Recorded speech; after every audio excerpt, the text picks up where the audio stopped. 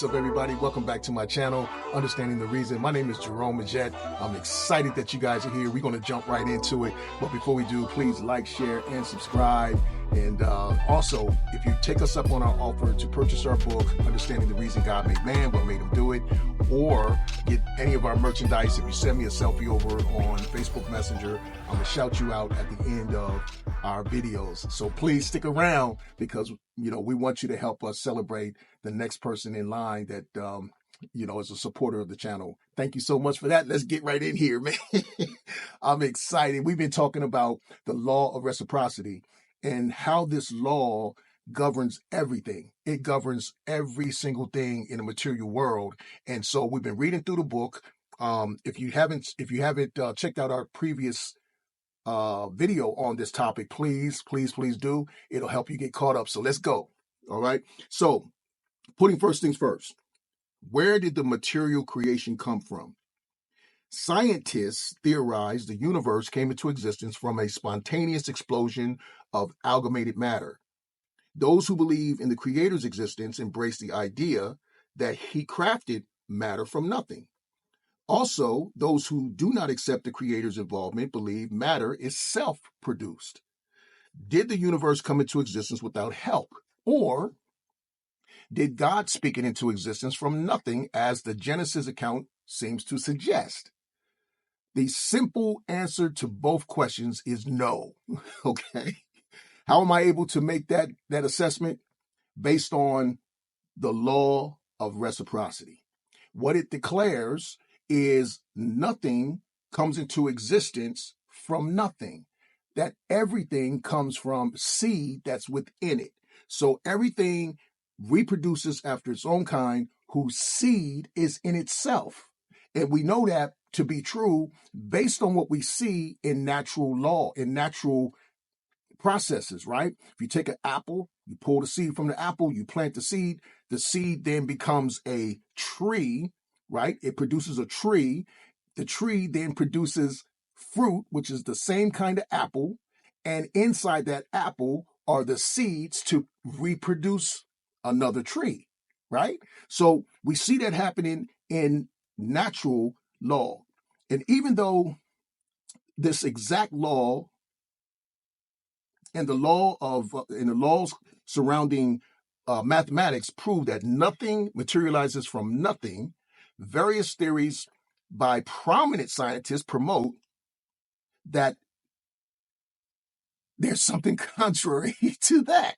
That the Big Bang theory, for example, is a theory that supposes that, boom, out of this Big Bang came all of this organization and all of these processes and all of that. Where did the laws come from? So that's what we're talking about. How did we get here? What is this whole life thing all about, right? Let's keep going. So what they refuse to acknowledge is that the absolute universal laws of nature and physics do not permit something to come from nothing. This truth was posited by Nobel Peace Prize laureate Max Planck, the theoretical physicist who first developed quantum theory. So he was a theoretical physicist who developed quantum theory and is known as the father of physics. Listen to what he had to say. All matter originated and originates and exists only by a force which brings the particle of atom to vibration and holds this most minute solar system of the atom together. We must assume behind this force, this force of existence, is the existence of a conscious and intelligent mind. The mind is the matrix of all matter. So what he's saying in a nutshell is that behind everything that's been created is a intelligence, is a mind, right? Because when you think about it, and I said this in one of our previous videos, if you look at a Van Gogh painting, you cannot assume that painting came into existence by itself. Behind the Van Gogh is Van Gogh, right? His mind, his creativity, his thoughts, all of that went into him creating a masterpiece that we appreciate today, right? So how is it possible for us to appreciate Van Gogh's work without Van Gogh? And how is it possible for us to appreciate everything we see in nature and in the universe, among the stars and the solar systems and all of this wonderful creation? How is it possible for us not to attribute that to an intellect that goes far beyond what we even possibly could know, right? So that's super important for us to hold on to. Let's keep going.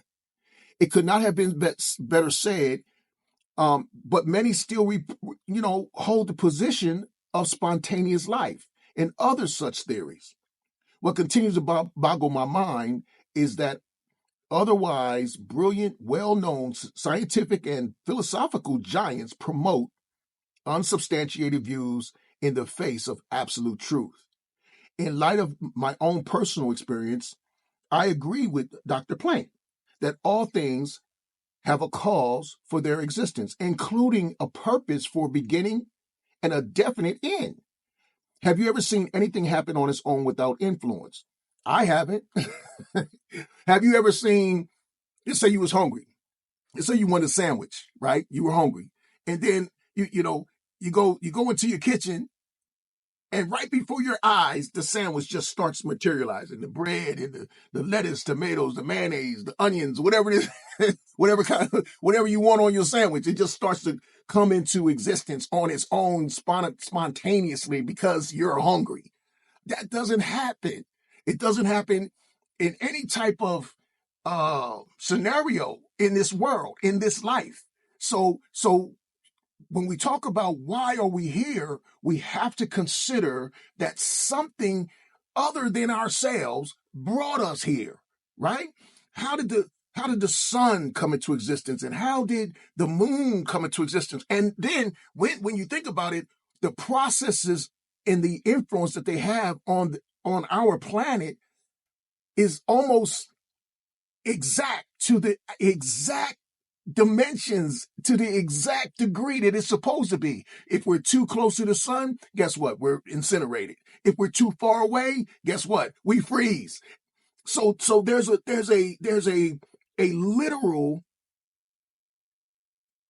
thought process that went into this.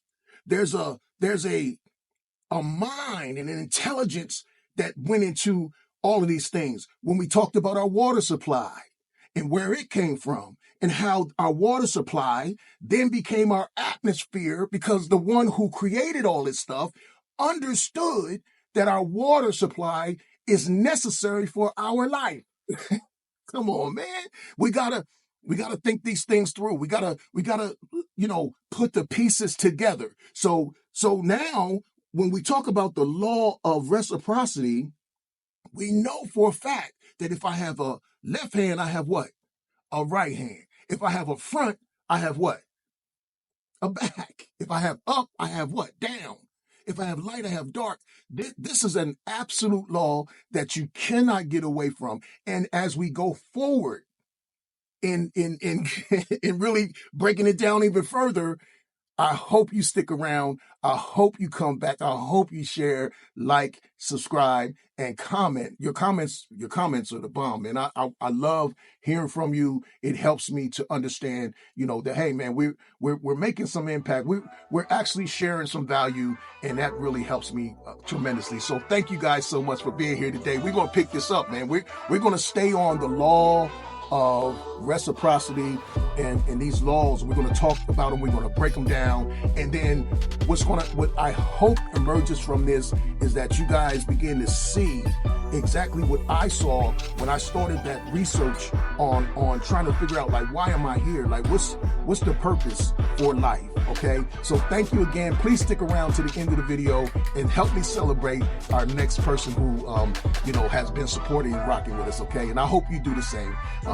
Support us, check us out. Okay. We appreciate you guys. Thank you so very much. We love you sincerely. God bless y'all, man.